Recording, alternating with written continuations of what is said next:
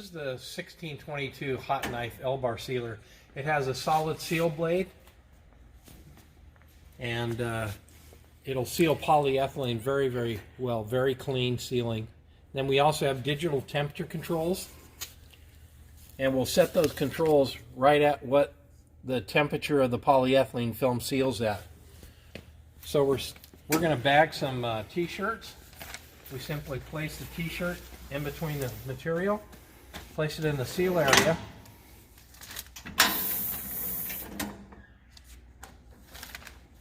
now this discharge conveyor, we can have it move the product off.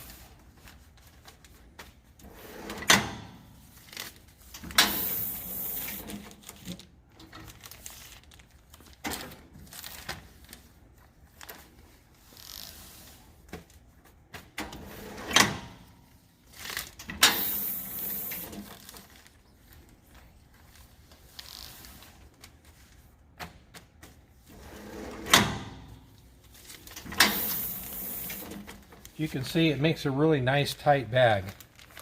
Very clean, very strong seals. You can see how nice and strong the seals are.